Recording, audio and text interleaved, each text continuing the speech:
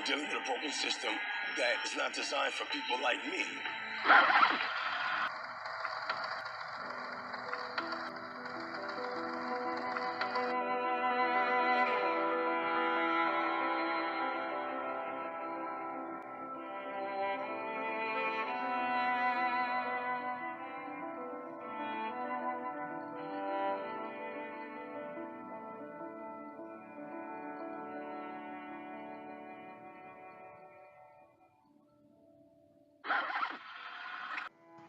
According to endhomelessness.org, on a given night in 2018, 553,742 people experienced homelessness in the U.S.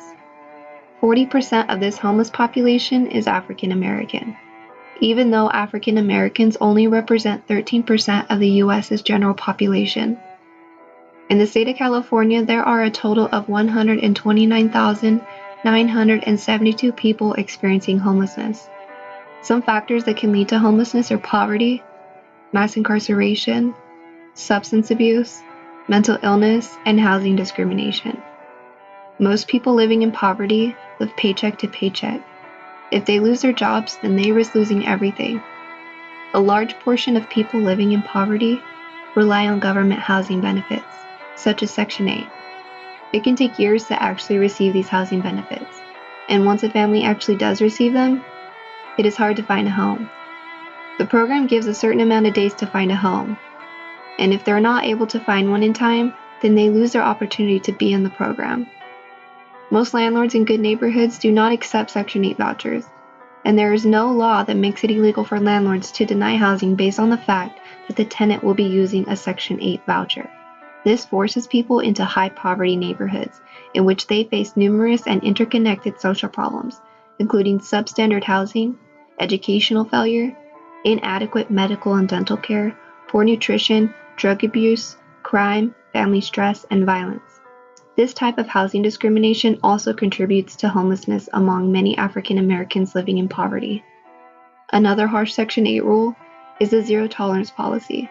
This policy states that anyone who receives Section 8 cannot allow a person who has been convicted of a crime to live with him or her, even if that person is a juvenile.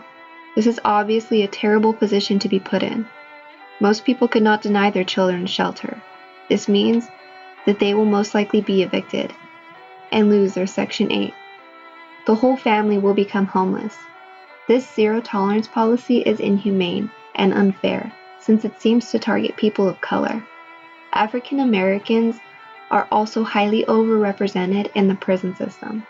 Since 1982, when the war on drugs began, there's been a 274% growth in the jails and prison populations, affecting mostly African Americans.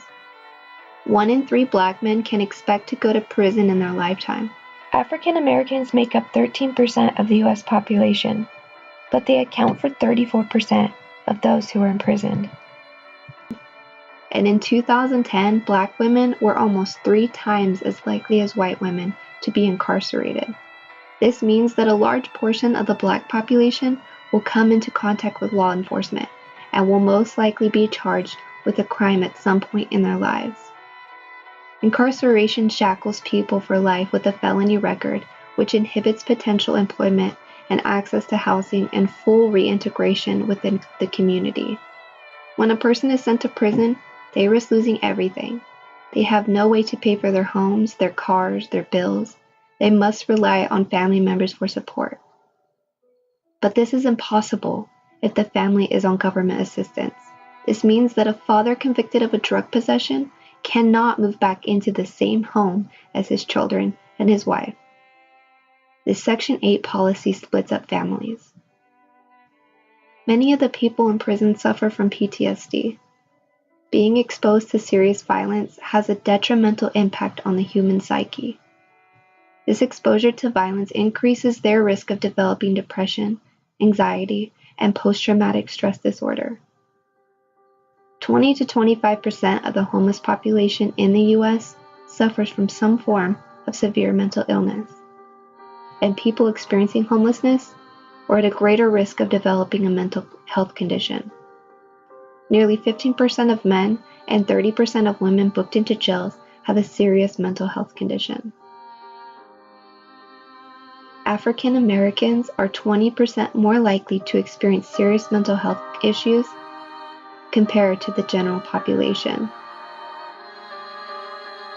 Recent studies found that discrimination is related to negative mental health outcomes, including higher levels of anger, anxiety, and depressive symptoms in African Americans living in poverty.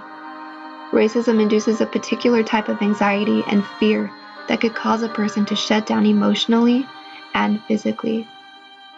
Race-related stress could exacerbate other mental illnesses such as schizophrenia, and could even cause a person without mental illness to become extremely paranoid.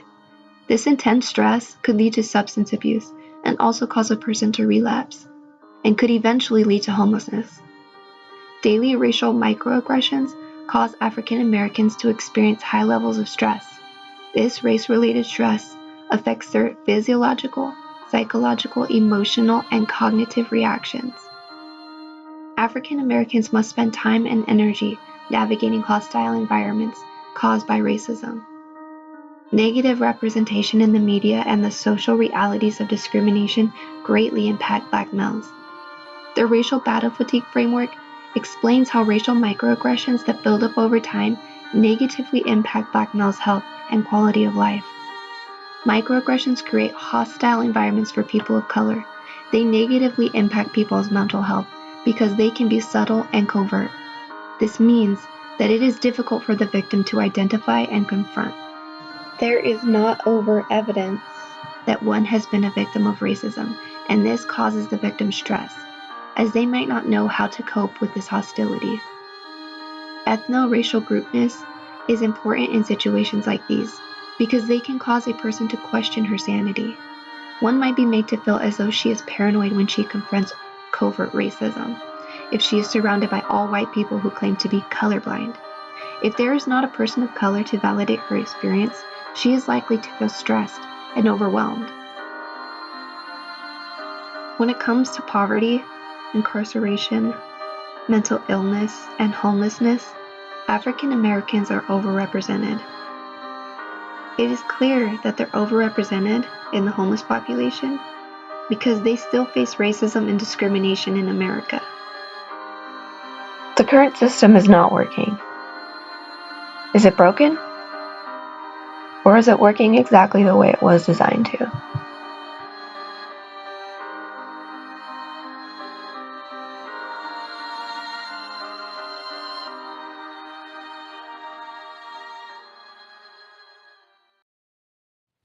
Because at some point, you have to help people that can't help themselves.